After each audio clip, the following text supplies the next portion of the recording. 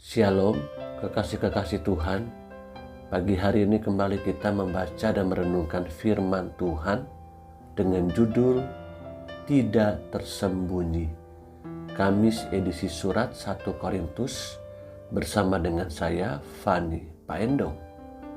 1 Korintus pasal 5 ayat 1 sampai 13.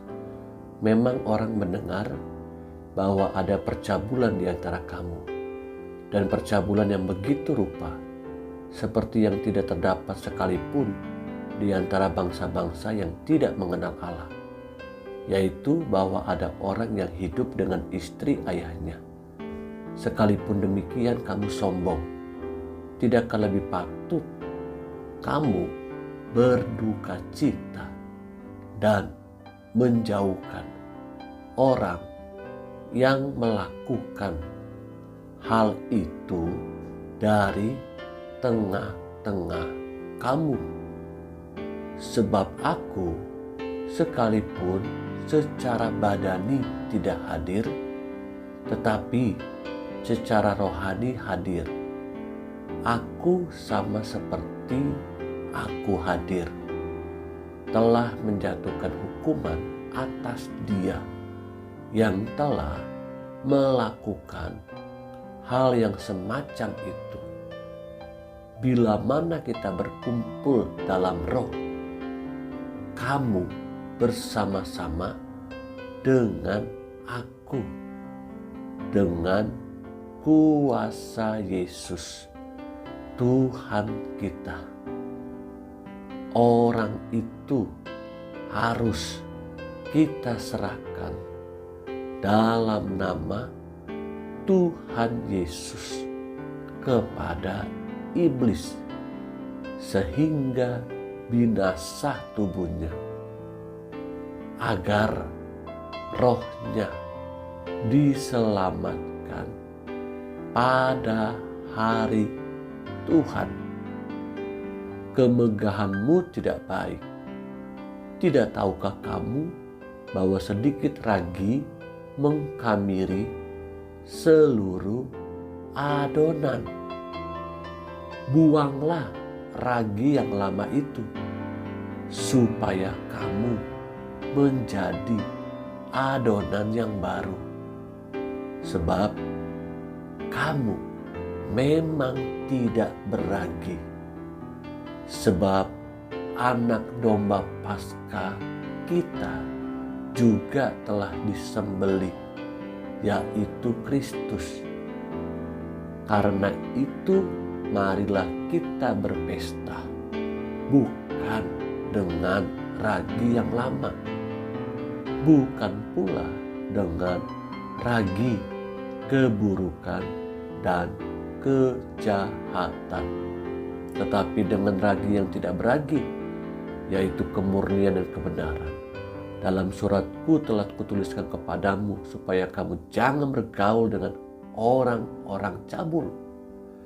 Yang aku maksudkan bukanlah dengan semua orang cabul pada umumnya dari dunia ini, atau dengan semua orang kikir dan penipu, atau dengan semua penyembah berhala. Karena jika demikian, kamu harus meninggalkan dunia ini. Tetapi yang kutuliskan kepada kamu ialah supaya kamu jangan bergaul dengan orang yang sekalipun menyebut dirinya saudara adalah orang cabul, kikir, penyembah berhala, penfitnah, pemabuk, atau penipu. Dengan orang yang demikian, janganlah kamu sekali-kali makan bersama-sama. Coba perhatikan kembali bagian terakhir ini. Dengan orang yang demikian, janganlah kamu sekali-kali makan bersama-sama. Sebab dengan wewenang apakah aku menghakimi mereka yang berada di luar jemaat? Bukankah kamu hanya menghakimi mereka yang berada di dalam jemaat? Mereka yang berada di luar jemaat akan dihakimi Allah. Usirlah orang yang melakukan kejahatan dari tengah-tengah kamu.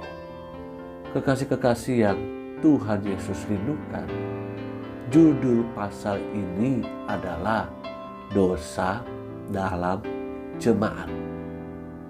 Rasul Paulus melihat ada dosa yang dilakukan jemaat. Bahkan orang yang tidak mengenal Allah pun saat itu tidak melakukannya.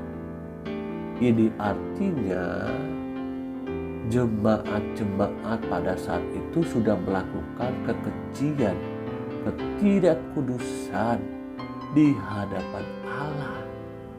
Dan itu lebih jahat daripada apa yang dilakukan oleh orang-orang yang tidak mengenal Allah.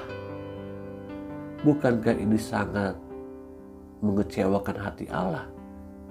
Sejatinya sebagai orang-orang percaya yang sudah lebih dulu diselamatkan oleh darah Yesus, hidup kita tidak lagi sama dengan orang-orang yang belum percaya kepadanya, dengan orang-orang di luar sana yang harus diselamatkan.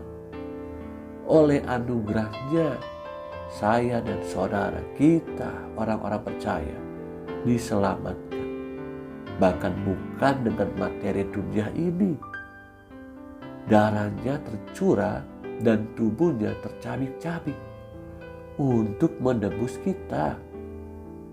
Patutkah kita menyalibkan Dia, menyalibkan Tuhan Yesus untuk kedua kalinya?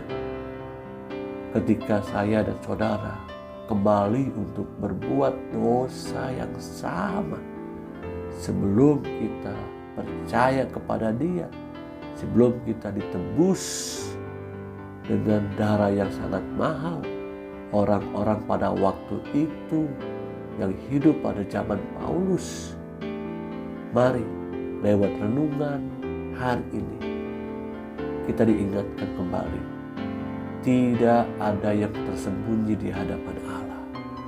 Allah Maha Hadir dan Maha Tahu. Dia sangat mengetahui apa yang disimpan dalam hati kita, bahkan yang ada dalam pikiran kita. Sekalipun orang-orang sekitar kita tidak mengetahuinya, tapi Dia sungguh mengetahuinya.